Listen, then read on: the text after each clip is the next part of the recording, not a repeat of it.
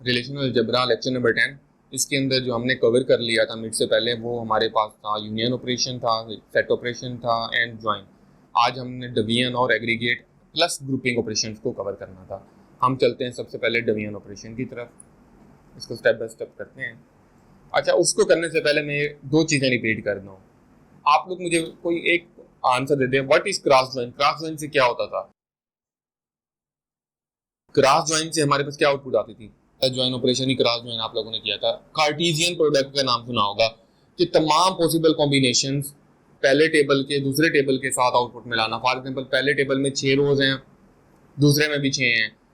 6 multiply by 6 36 number of possible combination output में आना। Number of rose in first table multiplied by number of rose in second table. बिल्कुल ठीक है, Cartesian product जिसे हम कहते हैं। जिशान बिल्कुल ठीक बताया आपने, तो ये क्रॉस ज्वाइन है। अच्छा, इसके अलावा सेट डिफरेंस क्या था? सेट डिफरेंस बेसिकली ये था कि हम माइनस करते हैं। फॉर एग्जांपल अगर ये आप एग्जांपल देखें, सिटी और दोनों सिटीज की कंपेरिजन है। मैं दोनों चीजें रिपीट करा रहा हूं, दोनों चीजें काम आनी है आपकी डिवीजन ऑपरेशन में। यहाँ पे London, Aberdeen, Glasgow, Bristol and London है। अब ये माइनस होंगी प्रॉपर्टी फॉर रेंट से। Branch number is R table, property for rent is S table. Projection of city means column of branch. City यहाँ पे कॉलम नेम है, branch इसका table name है। माइनस प्रोजेक्शन का ये साइन है, city in property for rent. So जब minus होंगे तो वो सिर्फ आउटपुट में हमारे पास डाटा रह जाएगा जो हमारे पास ब्रांच में और सिटी में यूनिक डाटा होगा। दैट इज जो यूनिक होगा, जो दोनों में एक जगह मीन्स एग्जिस्ट करता होगा। वो कौन सा आपको नजर आ रहा है? सिटी में अगर देखें London, Aberdeen, Glasgow, Bristol and London है। देन इधर अगर देखें प्रॉपर्टी फॉर रेंट में सिटी में Aberdeen, London, Glasgow, Glasgow, Glasgow, Glasgow. कौन सा ऐसी सिटी है जो कि दोनों में यूनिक नजर आ रही है आपको? Bristol, sorry Bristol is a city. ठीक हो गया। तो सेट डिफरेंस क्या है? वो वाली आउटपुट में हमारे पास रिकॉर्ड आएगा जो कि यूनिक होगा। रिपीट कराने का मकसद क्या है वो मैं अभी आपको बताता हूँ। डिवीजन ऑपरेशन में तो ब्रिस्टल आपके पास आउटपुट में आएगा, तो ये हमने देखा था। अच्छा, इसके बाद हम अब डायरेक्टली चलते हैं अपने डिवीजन ऑपरेशन पे, जहां पे ये दोनों चीजें यूज होंगी, Cartesian product plus set difference. The division operation defines relation over the attribute C. जो भी एट्रीब्यूट्स हैं जितने भी हैं वो हम उनको सी का नाम दे रहे हैं। That consist of the set of tuples from R table 1 that matches the combination of every tuple in S. दूसरा टेबल एस। जो भी आर टेबल के ऊपर हमने प्रोजेक्शन करके जो भी हमने इसके ऊपर हमने लिमिटेशन लगाई होगी, चाहे वो रोज की होगी चाहे कॉलम की होगी, जो चीज भी होगी, जब हम उसको देखेंगे एस की कॉम्बिनेशन के साथ तो हमारे पास आउटपुट में वो आएगा जो एवरी टपल मीट करेगा, मैच करेगा। मतलब यूनिक नहीं होगा, जो मैचिंग रिकॉर्ड होगा। अब इसके लिए हम एग्जांपल भी देखते हैं अभी, जिसके अंदर हम ये चीज प्रूव करेंगे और फिर कोड के थ्रू भी मैं आपको एक दफा ये डिवीजन ऑपरेशन दिखा दूंगा। इसके अंदर सब क्यूरी के थ्रू भी हम कर सकते हैं और एक और मेथड है उससे मैंने किया हुआ है। दोनों मेथड से किया हुआ बल्कि। We can express the division operation in terms of the basic operation. सबसे पहले क्या है, T1 हमने कंसीडर की है। एक जिस तरह था वो XYZ हम मैथ में लेते थे। T1 के अंदर हम स्टोर करा रहे हैं प्रोजेक्शन ऑफ सी एट्रीब्यूट, वो वाले जो टेबल आर के हैं। और आर टेबल कौन से है हमारे पास? आर टेबल हमारे पास है व्यूइंग। इसका क्या मतलब है? और प्रोजेक्शन ऑफ सी, सी के अंदर हम क्या स्टोर, क्वेश्चन क्या है, identify all cities who have viewed all properties with 3 rooms. Question क्या था इन descriptive form? Identify all clients who have viewed all properties with 3 rooms. अच्छा, अगर हम देखें इसको वैसे अपनी आई के थ्रू तो हम यहाँ पे देख सकते हैं हमारे पास दोनों सेट हैं यहाँ पे। ये हमने वो आउटपुट में लाने हैं, वो आउटपुट लाना है जिसने व्यू किया हो, जिस क्लाइंट ने व्यू किया हो property for rent with 3 rooms. ये व्यूइंग का है, मतलब जिसने व्यू किया है, क्लाइंट नंबर ने व्यू किए हैं ये वाली प्रॉपर्टीज, और यहाँ पे प्रॉपर्टीज का रिकॉर्ड है। That is viewing is our table R and property for rent is our table S. जब हम देखते हैं क्लाइंट जिसने व्यू किया हो 3 प्रॉपर्टीज, वो कौन कौन से हैं? अगर हम देखें रूम 3 है यहाँ पे, तो PG4 और PG36, these are the 2 clients, 2 properties with 3 rooms। और इन दोनों को किसने व्यू किया है? कौन सा क्लाइंट है जिसने 3 वाले ये PG4 और PG36 को व्यू किया? हम इस टेबल में आते हैं। PG4 को व्यू किया है जी CR76 क्लाइंट नंबर ने, और PG4 को व्यू किया CR56 ने और PG36 को व्यू किया CR56 ने। दैट मीन्स कि PG4 प्रॉपर्टी को दो क्लाइंट्स ने व्यू किया है जो कि CR56 हैं और CR76 हैं, लेकिन क्योंकि हमारे पास PG36 भी था, दोनों प्रॉपर्टीज को जिसने व्यू किया होगा वो आउटपुट में आया, वो फिर CR56 बनता है। CR56 is the client that has viewed both property for rent that have 3 rooms. So हमारे पास क्या आउटपुट में आना चाहिए? CR56 आना चाहिए।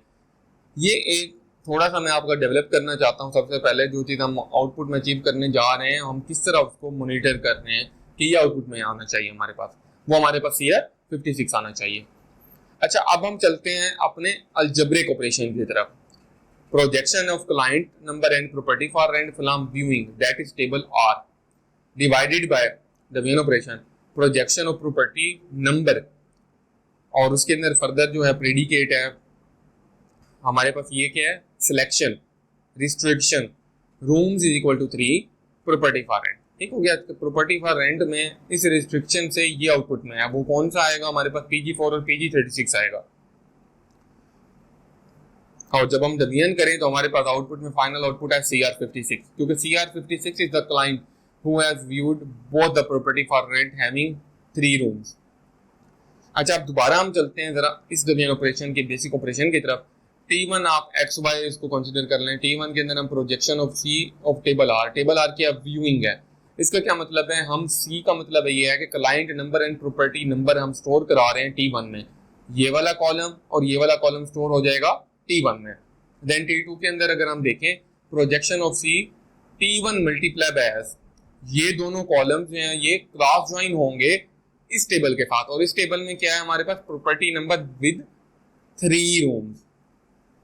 जब तमाम पॉसिबल कॉम्बिनेशन इसके बनेंगे तो आपको पता है हमारे पास CR76 और PG4 का भी बन जाएगा इसके साथ, और PG36 का भी बन जाएगा। 1 2 3 ये 3 कॉम्बिनेशन ऐसे होंगे जो इन तीनों के साथ डायरेक्टली बनेंगे। और इसके अलावा फिर हम देखते हैं वो स्टोर हो गया। अच्छा, उसके बाद क्या है? वो माइनस हो रहा है होने के बाद R से। जब माइनस होता है, अभी हमने देखा सेट डिफरेंस में जो यूनिक होते हैं रिकॉर्ड वो आउटपुट में आ जाते हैं। इसका क्या मतलब है?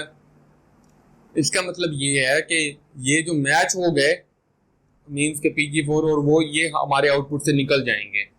PG4 विद PG4 भी आउटपुट से निकल जाएगा, PG4 विद PG4 ये भी निकल जाएगा, PG36 और इसके साथ भी ये वाला रिकॉर्ड आउटपुट से निकल जाएगा, और ये स्टोर हो जाएगा हमारे पास T2 में। और हम अगर फाइनल देखें T के अंदर क्या स्टोर हो रहा है? T1 minus T2। यहाँ पे T2 में वो रिकॉर्ड है जिसके अंदर वो मैचिंग नहीं है, और T1 में ये सारे रिकॉर्ड हैं। अब नॉन मैचिंग क्या होंगे? नॉन मैचिंग क्या होंगे? PG4 वाला भी नॉन मैचिंग होगा PG4 के साथ, PG36 वाला भी नॉन मैचिंग होगा PG36 के साथ। ये तो ओवरऑल बात हो रही है, तो ये सारे दोबारा से आउटपुट में आ जाएंगे इन सब के साथ वन टाइम, लेकिन ये ओवरऑल बात हो रही है। अब कंडीशन भी साथ लगी हुई है। कंडीशन क्या है? हमारे पास client number and property number और रूम 3 होने चाहिए। जब ये कंडीशन आ गई तो हम इसको इस तरह देखेंगे। हमने जब व्यूइंग में देखा तो ये दोनों आ गए R में से, S में से देखा वो PG4 और PG36 वो दो जो कि 3 रूम्स के साथ थे। देन फाइनल रिजल्ट हमारे पास आना चाहिए CR56। अब ये अचीव हमने कैसे करना है? द पॉइंट इज ये तो हमारे पास आ गया जी, ओवरऑल रिजल्ट आ गया हमारे पास। अब इन मेथड्स को देखते हुए और इस रिजल्ट को देखते हुए जब मैंने इसको अचीव करने की कोशिश की तो मैंने 3 मेथड के साथ इसको जाके अचीव कर लिया था, और वो मेथड मैं आपको कोड के थ्रू ही बता सकता हूँ, यहीं से ही आपको समझ आएगी डमीन ऑपरेशन की। सबसे पहले हम ये देखते हैं मैंने क्या किया। पहले सिलेक्ट किया क्लाइंट नंबर को फ्रॉम व्यूइंग। व्यूइंग क्या था हमारे पास?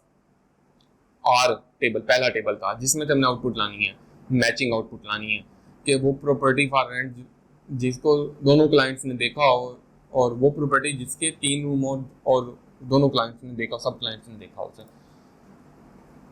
From lecture 5 that property for rent that is database name the table name comma lecture 5 dot view.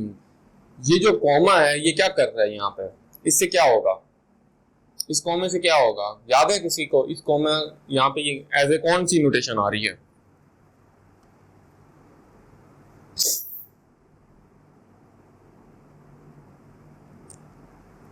जब हम सिलेक्ट करेंगे database name dot sorry table name dot column name from database name dot table name comma database name dot table name 2 जो है हमारे पास दोनों, तो क्या होगा, दोनों क्रॉस ज्वाइन होंगे मेरे ख्याल से। याद है आपको क्रॉस ज्वाइन हम ऐसे करते थे without using the keyword cross join, explicit और इम्प्लिसिट नोटेशन में आपने देखा था ज्वाइनिंग में।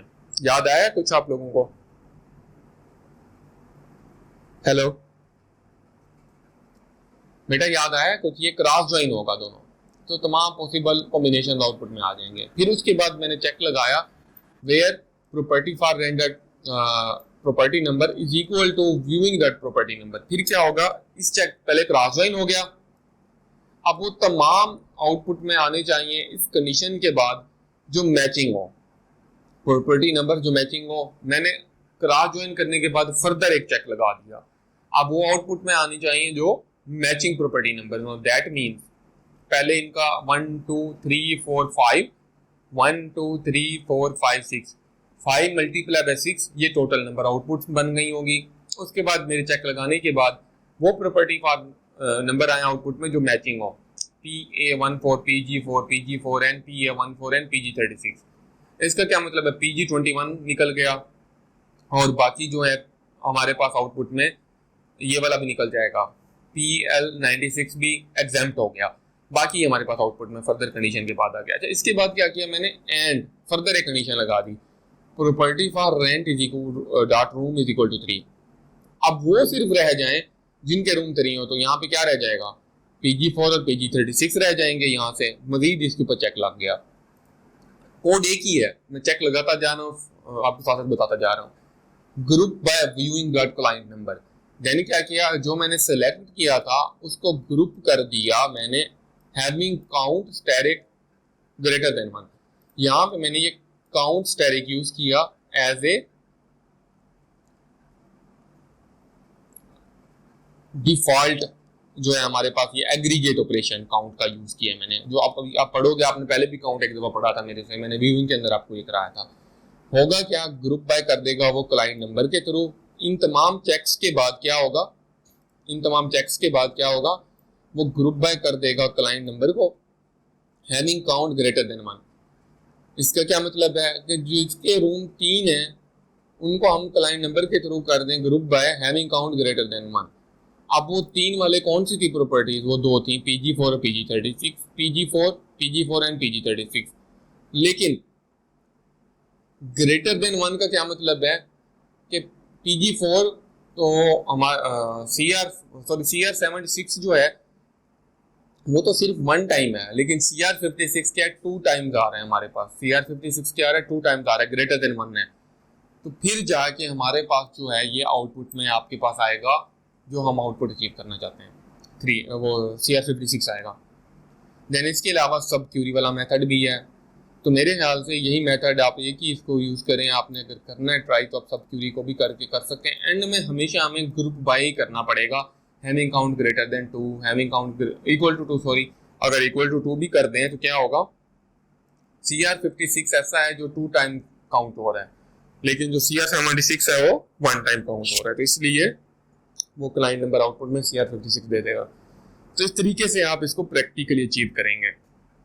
जो मैंने आपको सारा वो कॉन्सेप्ट समझा के, उसकी डिटेल समझा के, फिर टेबल बाय टेबल समझा के, फिर प्रोजेक्शन भी दोबारा बताई, सिलेक्शन भी दोबारा बताई, फिर कोड को मैंने आपको थोड़ा एलोबरेट किया कि कैसे हम इसको अचीव कर रहे हैं स्टेप बाय स्टेप, कि यहाँ पे क्या हो रहा है, क्रॉस ज्वाइन हो रहा है, यहाँ पे हम क्या कर रहे हैं, इक्विवेलेंट कर रहे हैं दोनों प्रॉपर्टी नंबर्स को। देन क्या कर रहे हैं, हम रूम 3 को सिलेक्ट कर रहे हैं एंड प्लस इसके वेयर क्लास के अंदर हम एडिशन कर रहे हैं। फिर ग्रुप बाय कर रहे हैं having count greater then 1। Group by क्या कर रहे हैं, सिलेक्शन क्लाइंट नंबर के थ्रू कर रहे हैं। यहीं पे अगर आप चेंज कर दो, क्लाइंट नंबर अगर हमने आउटपुट में नहीं लाना, हमने अगर प्रॉपर्टी नंबर लाना है तो वो भी हम कर सकते हैं। अच्छा जी, यहाँ तक कोई इश्यू? ये तमाम रिकॉर्डिंग मैंने स्पेशली की है इस लेक्चर की, ताकि ये डिवीजन ऑपरेशन वाला ज़रूर आपको मैं अपलोड कर दूंगा। ये अब ये देखें, अगर आप मुझसे ये चाहते हैं कि मैं यहाँ से कॉपी करता जाऊँ, एग्जीक्यूट करके दिखाता जाऊँ, वो मैं आपको अगले लेक्चर में कर दूंगा। लेकिन आप लोगों का ये टास्क है कि आप इसको स्टेप बाय स्टेप कोडिंग को एग्जीक्यूट करें।